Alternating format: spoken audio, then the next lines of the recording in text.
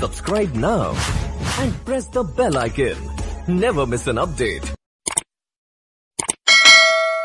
नमस्कार प्रिय दर्शकों, वर्ष 2025 ग्रहों के राशि परिवर्तन की दृष्टि से बहुत खास रहने वाला है, क्योंकि वर्ष 2025 में एक दो नहीं बल्कि सभी नवग्रहों का राशि परिवर्तन होगा, जिनमें कुछ ग्रह ऐसे होते हैं जो कुछ अवधि के लिए एक राशि में रहते हैं, किंतु कुछ ग्रह ऐसे भी होते हैं जो काफी लंबी अवधि तक एक ही राशि में विराजमान रहते हैं। इसलिए ज्योतिष शास्त्र में ऐसे ग्रहों का काफी महत्व होता है, क्योंकि ये जब किसी जातक को सुख पहुंचाते हैं तो काफी लंबी तक ऐसे जातक को सुख प्राप्त होता है, किंतु ये जब किसी जातक को पीड़ित करते हैं तो इनका दुख भी काफी लंबी अवधि तक झेलना पड़ता है। 29 मार्च 2025 को शनिदेव अपनी मूल त्रिकोण कुंभ राशि पर विराम दे करके और देवगुरु बृहस्पति की मीन राशि में प्रवेश करेंगे। जब शनिदेव मीन राशि में प्रवेश करेंगे तो मीन राशि में राहु महाराज पहले ही विराजमान हैं, जो 18 मई तक मीन राशि में ही रहेंगे। इसलिए दोनों ग्रहों की एक युति बनेगी, शनि और राहु की। इस युति को पिशाच योग के नाम से जाना जाता है। शनि और राहु इन दोनों ग्रहों को वैदिक ज्योतिष में पाप ग्रहों की श्रेणी में रखा गया है, और जब ये दोनों ग्रह आपस में संबंध बनाते हैं तो पिशाच नामक योग बनता है। ज्योतिष में इस योग को काफी अशुभ माना गया है।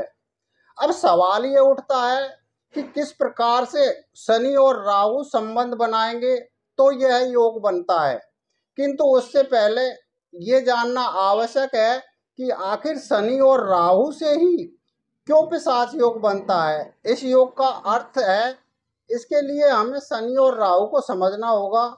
शनि और राहु दोनों ग्रह रात्रि बली होते हैं। इन दोनों ग्रहों का रात्रि के समय बल बढ़ जाता है। शनि का वर्ण श्याम है, यानी काला। शनि अंधेरे का ग्रह है और राहु एक मायावी अर्थात जादू है। दुनिया के जितने भी भूत प्रेत, जादू टोना टोटका, काला जादू, ये सब राहु के ही अधीन है। जब भी शनि और राहु के बीच संबंध बनता है तो नकारात्मक शक्ति का सृजन होता है, जिसे ज्योतिष में पिशाच योग की संज्ञा दी गई है। शनि और राहु एक साथ युति करके किसी भी भाव में स्थित हो या एक दूसरे को परस्पर देखते हो, शनि की राहु पर और राहु की शनि पर दृष्टि हो, या गोचरवश जब शनि जन्म के राहु या राहु जन्म के शनि से गोचर करता हो तो इस योग का निर्माण होता है। इन चार प्रकार से शनि और राहु के मध्य संबंध बनने पर यह पिशाच योग बनता है, किंतु सभी राशि वालों के लिए ये योग हानिकारक हो ये कोई जरूरी नहीं है। कुछ राशियां ऐसी भी होती हैं जिनमें शनि और राहु दोनों ग्रह योग कारक होते हैं, तो उनके लिए ये पिशाच योग बहुत लाभकारी सिद्ध होता है, जैसे वृषभ, तुला, कन्या, मकर राशि वालों को। लेकिन मेष और सिंह में ये दोनों ग्रह अकारक होते हैं, और मेष राशि वालों के ये योग इनके 12वें भाव में बनेगा। 29 मार्च 2025 से मेष राशि वालों के ऊपर वैसे भी साढ़े साथी की प्रथम चरण से शुरुआत होने वाली है, और मेष राशि वालों के लिए ये पिशाच योग इनके 12वें भाव में बनेगा।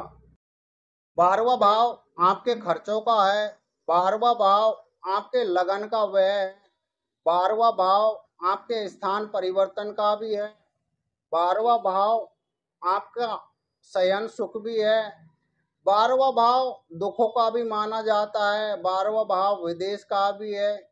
इसलिए जब भी मेष राशि वालों के ये 12वें भाव में योग बनेगा तो इनको काफी परेशानियों का सामना झेलना पड़ेगा। शरीर का व्यय हो सकता है आपको इस योग के दौरान कोई लंबी बीमारी जकड़ ले, इसलिए आपको खान पान पर विशेष ध्यान रखना है। हो सकता है आपके ऊपर कर्ज की स्थिति बन जाए, क्योंकि ये खर्च का भाव है। आप फिजूल खर्ची बहुत करोगे, आय में कमी होगी तो कर्ज की स्थिति बन सकती है। आपका किसी से वाद विवाद भी हो सकता है, क्योंकि 12वां भाव कारावास का भी है। इसलिए इस योग के दौरान आपको विशेष सतर्क रहना है, किसी से उलझना नहीं है। वरना आप हानि उठा जाओगे। 12वां भाव आपके स्थान परिवर्तन का भी है। आप व्यवसाय में हानि की वजह से अपना स्थान परिवर्तन भी कर सकते हो। इसलिए मेष राशि के जातकों को ये योग काफ़ी पीड़ा कारक रहेगा। वहीं सिंह राशि है, सिंह राशि के ये अष्टम भाव में बनेगा और 29 मार्च 2025 से सिंह राशि वालों के ऊपर भी ढैया की शुरुआत होगी। अष्टम भाव दुखों का भाव है, अष्टम पीड़ाओं का भाव है। हमारे जीवन में जितनी भी लंबी लंबी समस्याएं उत्पन्न होती हैं वो सब अष्टम भाव से ही देखी जाती है। और सिंह राशि वालों के ये अष्टम भाव में योग बनेगा तो जाहिर है कि आपको सुख तो नहीं पहुंचाएगा। आपको लंबी समस्याएं देखने को मिलेगी, आपके खर्चों में वृद्धि होगी, शत्रु आपके खिलाफ षड्यंत्र रच सकते हैं, आपको भी किसी लंबी बीमारी होने के संकेत हैं। इसलिए खान पान पर विशेष ध्यान रखें। नॉन वेज वगैरह से आपको दूर रहना है, शराब का सेवन नहीं करना है और अपने शत्रुओं के प्रति सावधान रहना है। अष्टम भाव आपके अचानक घटनाओं का भी है। कुछ जीवन में ऐसी घटनाएं उत्पन्न हो सकती हैं आपको जो अचानक होगी। अष्टम भाव एक्सीडेंट का भी है। इसलिए आपको जब भी वाहन चलाएं तो बड़ी सावधानी से सतर्कता से वाहन चलाना है जिससे आपको कोई परेशानी ना आए। यदि आपकी कुंडली में मेष राशि वालों और सिंह राशि वालों के लिए ये अनिष्टकारी योग का अशुभ परिणाम देखने को मिलता है तो आप कुछ उपाय हैं उनको कर सकते हैं। क्या करना है, एक सूखा नारियल लेना है जिस बिना पानी का, डाढ़ी वाला। उसके साथ में आपको 10 बादाम लेने हैं। बादाम जो गिरी वाले नहीं, कवर वाले होने चाहिए। और इन 10 बादाम को और एक नारियल को आपके ऊपर से 7 बार वार करके और बहते पानी में प्रवाहित कर देना है। या फिर आपको 8 किलो कोयले लेने हैं और उनको बहते जल में प्रवाहित करना है।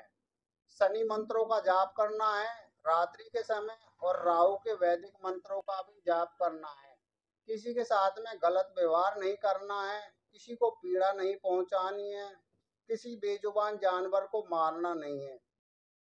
आप सुंदरकांड का पाठ, हनुमान चालीसा का पाठ, रामचरितमानस का पाठ भी आपके लिए बेहद लाभदायक रहेगा। तो इन उपायों को करके यदि आपकी कुंडली में आपकी राशि में ये योग बनता है, पीड़ा पहुंचाता है, तो आप परेशानियों से छुटकारा पा सकते हैं। फिर भी यदि आपको और किसी भी तरह की परेशानी आ रही है और उपाय आपको काम नहीं कर रहे हैं तो स्क्रॉल में दिए गए नंबर पर आप हमें कॉल करके और इस योग के बारे में अधिक जानकारी प्राप्त कर सकते हैं और हमसे अचूक उपाय भी प्राप्त कर सकते हैं। डिस्क्रिप्शन में भी हमारे नंबर दिए होते हैं। तो प्रिय दर्शकों, ये था पिशाच योग के बारे में विश्लेषण। ये कार्यक्रम आपको कैसा लगा इसकी राय हमें कमेंट में अवश्य दें और यदि कार्यक्रम में कोई त्रुटि हो तो उस विषय में भी बताएं, क्योंकि हमारे जितने भी कार्यक्रम होते हैं वो ज्योतिष शास्त्र के विश्लेषण के द्वारा पंचांग में मिलान करके तब बनाए जाते हैं। और आने वाले वीडियो में आपसे हमारी फिर मुलाकात होगी। तब तक के लिए नमस्कार।